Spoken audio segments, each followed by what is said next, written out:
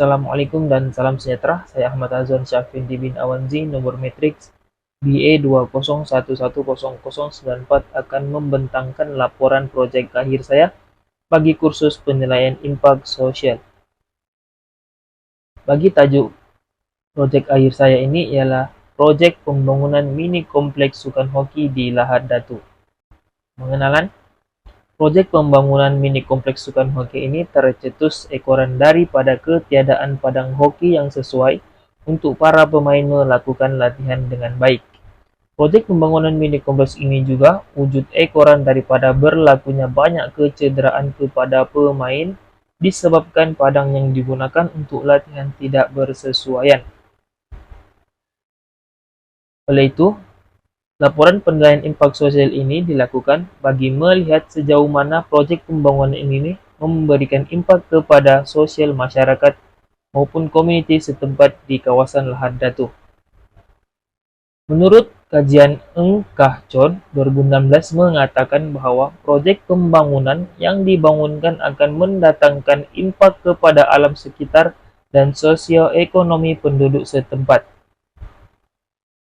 Pengkaji menggunakan kaedah mixed method, yaitu teknik kualitatif dan kuantitatif, di mana pengkaji melakukan edaran borang soal selidik di kawasan Lahad Datu dan juga membuat pemerhatian di sekitar proyek pembangunan yang akan diwujudkan. Dalam laporan kajian proyek akhir ini, pengkaji yaitu saya sendiri telah mengutarakan sebanyak 2 objektif utama, yaitu yang pertama ialah mengenal pasti impak sosial proyek pembangunan mini kompleks Sukan Hoki di Lahad Datu. Objektif yang kedua ialah meninjau sejauh mana proyek pembangunan mini kompleks Sukan Hoki ini memberikan kesan kepada perubahan sosial penduduk di sekitar Lahad Datu. Terdapat 2 juga persoalan dalam kajian ini yang telah dikemukakan, yaitu yang pertama, adakah mini kompleks Sukan Hoki di Lahad Datu ini diperlukan dalam kalangan komuniti setempat, dan yang kedua, di mana lokasi strategi bagi pembangunan mini kompleks Sukan di Lahad Datu. Seterusnya ialah bahagian screening. Bahagian ini akan menentukan proyek pembangunan mini kompleks ini dalam kategori yang mana satu dalam penilaian impak sosial. Terdapat 3 kategori dalam penilaian impak sosial, yaitu kategori pertama, kategori kedua, dan kategori ketiga.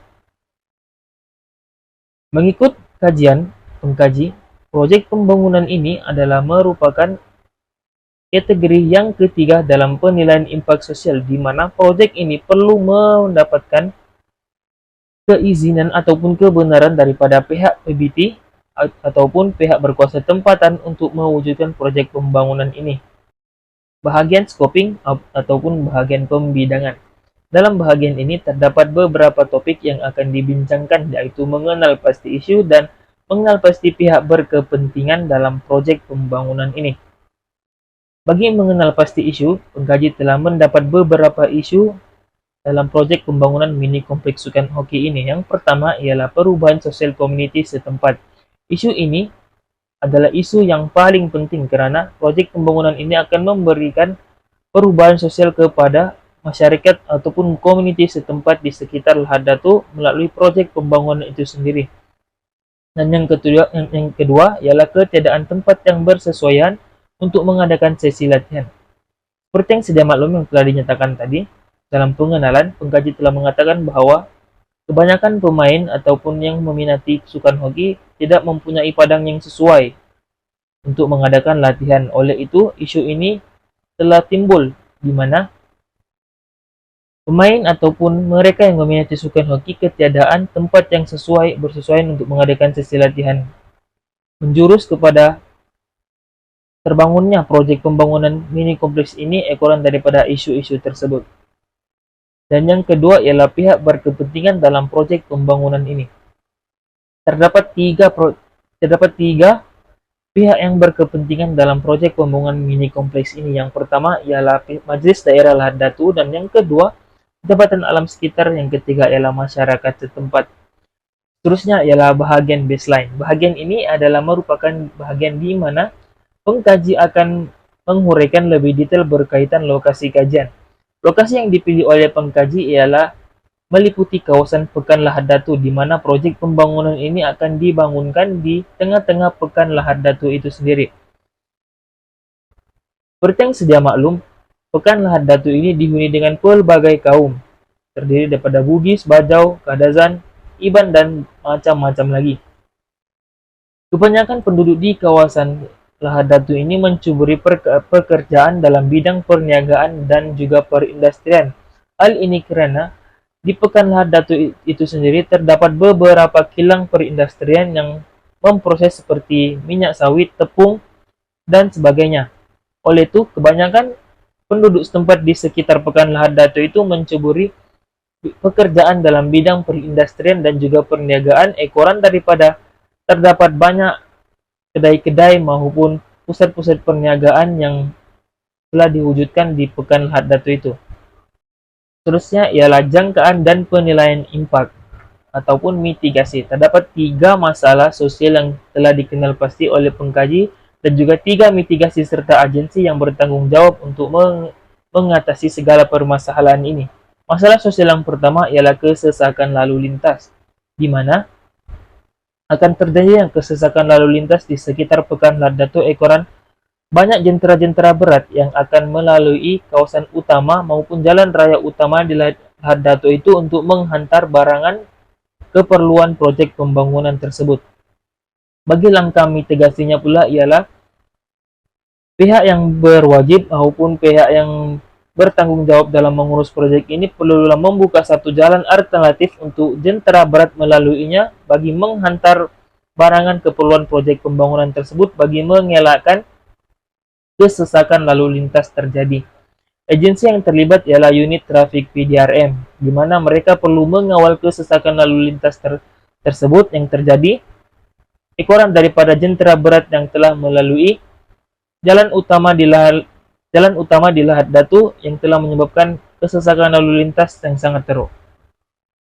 Yang kedua ialah gangguan daripada buruh asing. Seperti yang sudah maklum, kebanyakan buruh-buruh proyek pembangunan ini terdiri daripada buruh-buruh asing yang bukan warga negara Malaysia sendiri.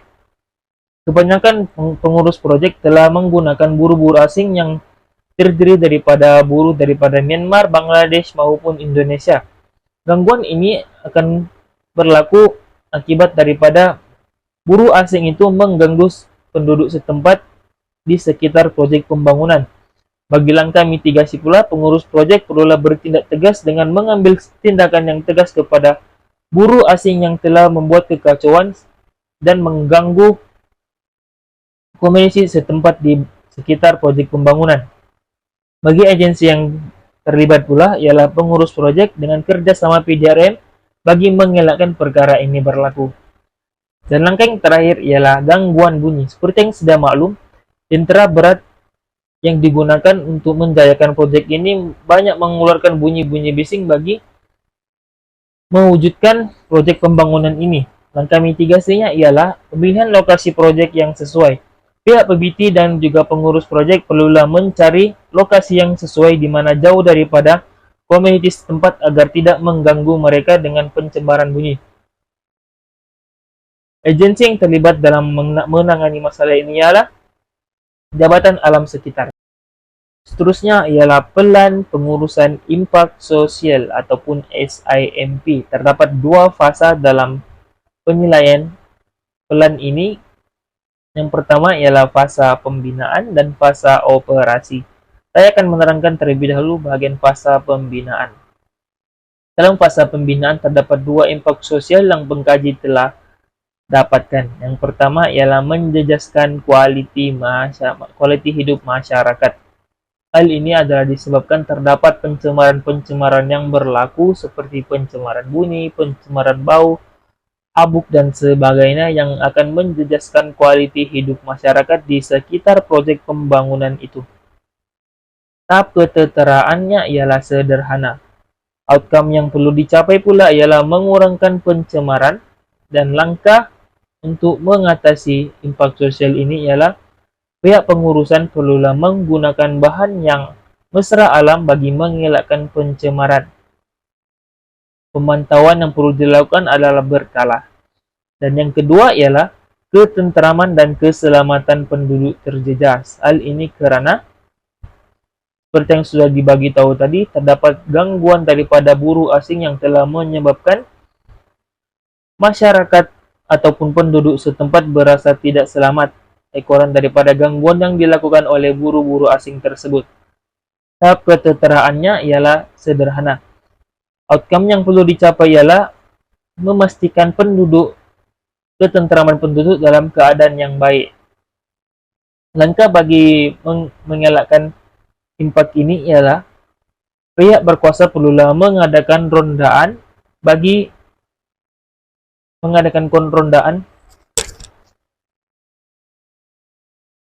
Langkah bagi mengatasi impak sosial ini ialah pihak berkuasa perlulah mengadakan rondaan bagi mengelakkan permasalahan ini berlaku secara berterusan. Agensi yang terlibat ialah unit rondaan PDRM dan pemantauan adalah berkala. Seterusnya ialah fasa operasi. Terdapat 3 impak sosial yang terdapat dalam fasa operasi ini yang telah dikenal pasti oleh pengkaji. Yang pertama ialah berlakunya kesesakan lalu lintas, di mana apabila proyek tersebut siap, akan banyak masyarakat ataupun anak muda yang akan pergi ke mini kompleks tersebut untuk mengadakan sesi latihan dan juga berekreasi di mini kompleks sukan hoki. Tahap keteteraannya ialah sederhana. Outcome yang perlu dicapai ialah mengurangkan kesesakan lalu lintas bagi mempermudahkan segala urusan penduduk setempat dan mempercepatkan pergerakan mereka. Langkah bagi mengatasi impak sosial tersebut ialah pihak kawalan trafik dari PDRM perlulah melakukan kawalan trafik di kawasan-kawasan tertentu yang telah berlakunya kesesakan lalu lintas yang teruk, bagi memastikan kelancaran segala pergerakan akan menjadi baik. Agensi yang terlibat ialah PDRM dan pemantauan adalah sering bagi mengelakkan kesesakan lalu lintas ini berlaku secara teruk. Yang kedua pula ialah berlakunya kerosakan harta benda awam. Kerosakan harta benda awam ini adalah melibatkan sekumpulan masyarakat yang tidak bertanggung jawab yang akan merosakkan harta benda di kawasan kompleks sukan hoki itu, seperti merosakkan bangku-bangku, kemudahan-kemudahan yang telah disediakan. Tahap keteteraan bagi impak sosial ini ialah tinggi dan outcome yang perlu dicapai pula ialah mengurangkan kerosakan harta benda awam bagi mengurangkan kos yang akan perlu diselenggara nanti. Langkah bagi mengatasi impak sosial ini pula ialah pemantauan daripada pihak PBT dan pihak berkuasa bagi mengelakkan dan mencegah masyarakat yang tidak bertanggung jawab ini melakukan kerosakan harta benda awam di kawasan kompleks tersebut. Agensi yang terlibat pula ialah pihak berkuasa tempatan ataupun PBT yang perlu pemantauan secara berkala. Dan yang terakhir ialah masalah sosial dalam kalangan masyarakat. Masalah sosial ini terjadi apabila kawasan mini kompleks tersebut dijadikan sebagai tempat untuk menagih dada, membuat maksiat dan sebagainya, yang akan menyebabkan berlakunya masalah sosial dalam kalangan masyarakat. Tahap keteteraannya pula ialah sederhana.